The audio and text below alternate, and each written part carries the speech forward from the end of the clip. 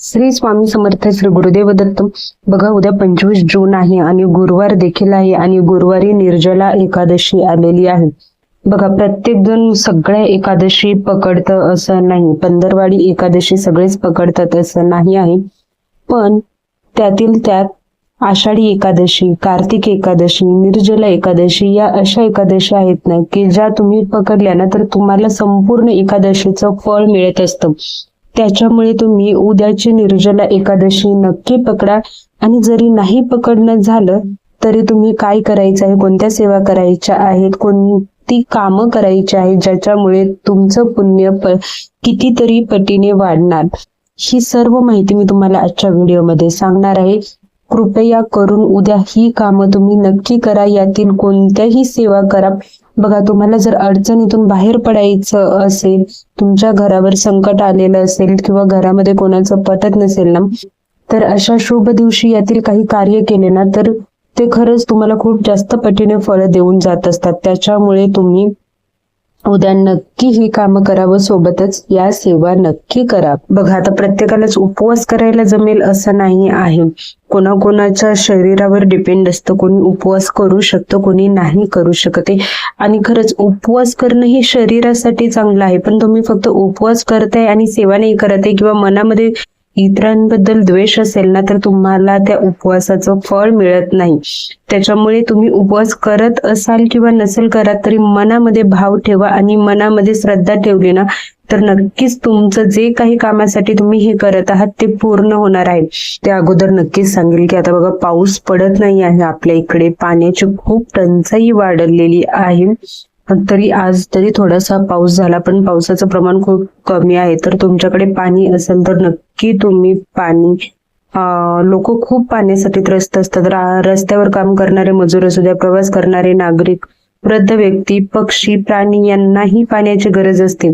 अशा वेळी निर्जला एकादशीच्या दिवशी पाण्याची व्यवस्था करणं ही अत्यंत पुण्यदायी सेवा मानली जाते. त्याच्यामुळे तुमच्याकडे पाण्याची व्यवस्था असेल तर तुम्ही नक्की गरिबांना पाणी द्या, बॉटल द्या. तुमच्याकडून जेवढं काही होईल तेवढं तुम्ही पाण्याची सेवा करा.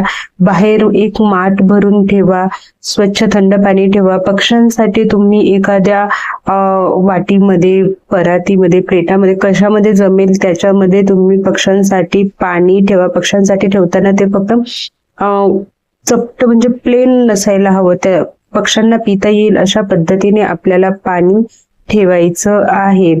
आणि खरंच एखाद्या तहानलेल्या व्यक्तीला पाण्याचा ग्लास दिला ना तरी ती सेवा भगवान विष्णूंना अर्पण केली असं मानलं जातं. त्याच्यामुळे उद्या लोकांची तहान, प्राण्यांची, पक्ष्यांची तहान भागवण्याचा नक्की काम करा. त्यासोबतच आपल्याला अन्नदान, वस्त्रदान, फळदान, जे काही तुमच्याकडून शक्य होईल त्याचं तुम्ही दान करायचं आहे. हे तर झालं पक्ष्यांसाठी, गरीब व्यक्तींसाठी किंवा ज्यांना गरज आहे त्यांच्यासाठी पाणी असू द्या, अन्नदान, वस्त्रदान.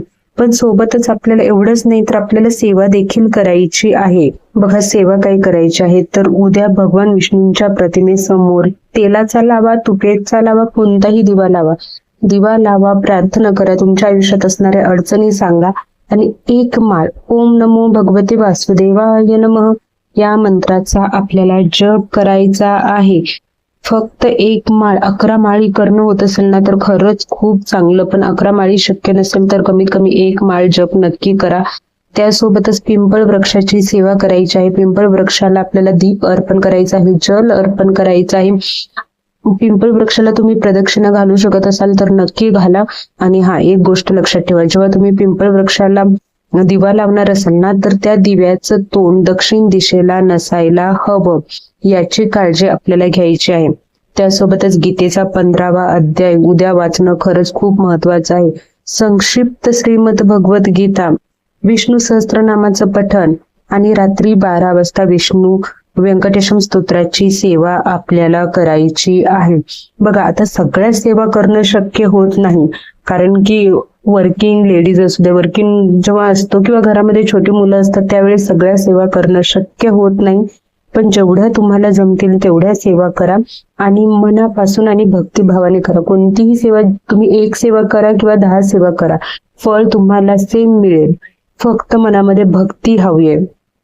श्रद्धा आणि विश्वासाने केलेली सेवा नेहमी परमेश्वरापर्यंत पोहोचत असते. त्याच्यामुळे कुठलीही सेवा भक्तीने करा. आणि आपल्या घरामध्ये उद्या नॉनव्हेज बनणार नाही याची काळजी घ्या. आजकालचं जनरेशन एवढं बिघडलेलं आहे ना, घरातील मुलं असतील ते कुठलाही वार पाळत नाही, दिवस पाळत नाही.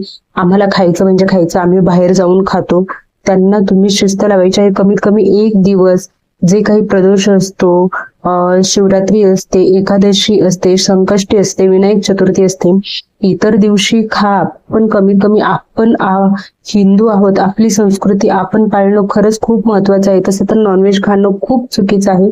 पण ऐकत नसतील तुमच्या घरातले तर कमीत कमी हे दिवस त्यांना टाळायला सांगा. आणि जर का आता तुमच्या घरामध्ये सुतक असेल किंवा पाळी विटाळ असेल, तुम्ही सेवा करू शकत नसाल, ठीक आहे. पण दानासाठी कुठलंही सुतक, पाळी विटाळ याचं काही घेणं देणं नसतं. तुम्ही उद्या पाण्याचं अवश्य दान करा, निर्जल जल. त्याच्यामुळे उद्या पाण्याचं दान करणं खरंच खूप जास्त महत्वाचं आहे.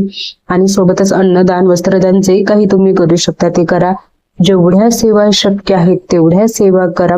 असे दिवस बघा रोज रोज येत नाहीत. उद्याचा दिवस खूप महत्वाचा आहे, निर्जला एकादशीचा. त्याच्यामुळे तुम्ही हे कामं नक्की करायचे आहेत.